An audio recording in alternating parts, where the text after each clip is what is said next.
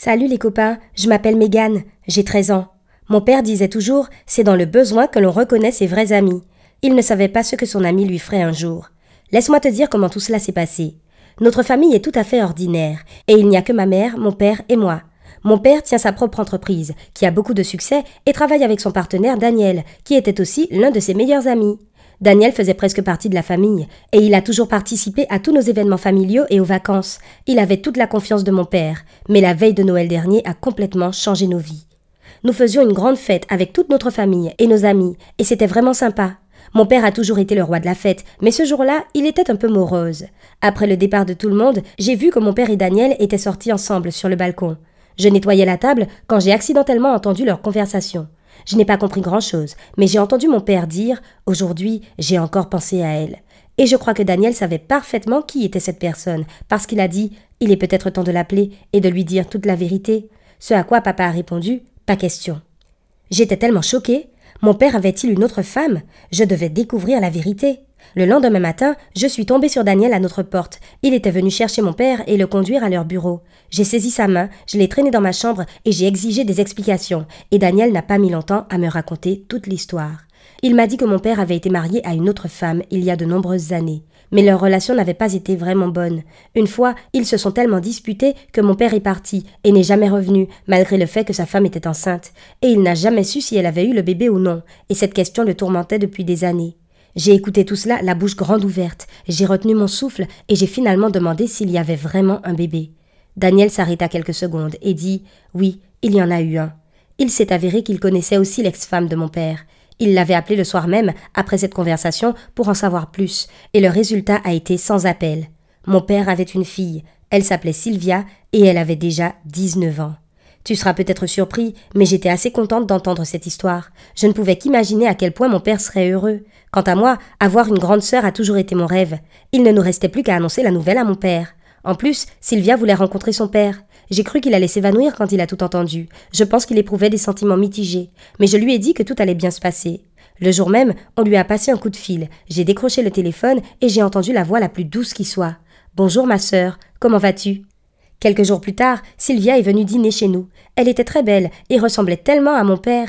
Elle était si gentille et adorable et s'entendait facilement avec lui. Nous sommes devenus amis immédiatement. On n'arrêtait pas de parler. Sylvia était la meilleure sœur dont j'aurais pu rêver. Elle venait nous voir tous les week-ends et nous formions une grande famille, tous ensemble. Un jour, mon père lui a demandé ce que sa mère pensait de tout ça. Sylvia a dit que sa mère était une personne difficile. Elle était d'accord avec la situation, mais elle a dit qu'elle ne voulait pas parler à mon père, ni jamais le voir. Et pour te dire la vérité, papa n'était pas vraiment déçu, du tout. Ça faisait un moment maintenant, et Sylvia était devenue partie intégrante de notre famille. Un jour, nous avons tous décidé d'aller au parc pour un pique-nique en famille. Mon père et ma sœur voulaient venir me chercher à l'école, et ma mère devait arriver plus tard, parce qu'elle était très occupée au travail. J'attendais, et personne n'est venu me chercher. J'ai appelé mon père et Sylvia, mais pas de réponse. Je me suis vraiment inquiétée, et j'ai appelé ma mère. Elle n'arrivait pas à les joindre non plus. Alors elle est venue me chercher à l'école, et nous nous sommes précipités à la maison pour savoir ce qu'il s'était passé. J'ai aussi appelé Daniel, mais il ne m'a pas répondu non plus. Quand nous sommes rentrés à la maison, nous avons vu que la voiture de mon père était là, ce qui signifiait qu'il était toujours à la maison. J'ai rapidement ouvert la porte pour voir mon père étendu par terre. Je me suis précipitée vers lui et maman a appelé une ambulance. Mais il s'est réveillé avant son arrivée. Il nous a raconté qu'il buvait du thé avec Sylvia et Daniel quand soudain il s'est senti mal. Et puis, il ne se souvenait de rien. Mais il n'était pas dans la maison. Sylvia était partie. Peu importe la façon dont nous avons essayé de la joindre ou de joindre Daniel, ils n'ont jamais répondu. Que s'était-il passé? Pourquoi était-il parti? Tout à coup, mon père a commencé à vérifier ses poches. Puis, il s'est rapidement levé et s'est précipité dans son bureau. La porte était grande ouverte, ainsi que le coffre de mon père et tous ses tiroirs. Tout l'argent de mon père avait disparu. La seule chose qui était dans le tiroir était une lettre pliée. Il la déplia avec les mains tremblantes et se mit à lire, quand son visage est devenu pâle. La lettre disait « Je veux que tu saches que c'était moi. Je veux que tu ressentes la même douleur que j'ai ressentie quand tu as épousé une femme dont j'étais amoureux. Je ne suis plus le numéro 2. PS. Comment as-tu apprécié les somnifères? Bien à toi, Daniel. » Mon père était figé. Quand son téléphone a sonné, c'était le directeur de la banque. Il a dit à mon père que tous les comptes bancaires de son entreprise étaient fermés et lui a demandé si l'entreprise avait des problèmes. Daniel n'avait pas la clé de protection logicielle. Papa la gardait à la maison, cachée. Alors, comment avait-il fait ça?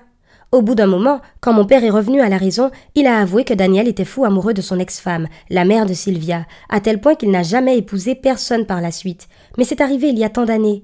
Papa pensait qu'ils avaient tout compris et qu'ils avaient laissé l'histoire derrière eux.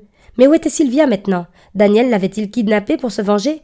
Nous devions faire quelque chose, et bien sûr, informer sa mère que sa fille était en danger. Mais mon père était absolument perdu et impuissant face à la situation. Alors, je lui ai demandé de me donner le numéro de son ex-femme. Il m'a donné à contre-cœur son ancien annuaire téléphonique et j'ai trouvé le numéro. Il ne nous restait plus qu'à espérer que c'était toujours le même. J'ai entré le numéro et j'ai appelé. Mon père a écouté sa voix, a hoché la tête et m'a rendu le téléphone. C'était elle. J'ai fondu en larmes et je lui ai tout raconté. Je lui ai demandé de ne pas s'inquiéter et lui ai promis que nous ferions tout notre possible pour retrouver Sylvia. Et puis, elle était si confuse qu'elle a dit « Je ne sais pas qui est Sylvia, chérie ». Et ça m'a coupé le souffle. Je lui ai posé des questions sur le bébé qu'elle était censée avoir eu il y a de nombreuses années, et elle m'a dit qu'elle l'avait perdu.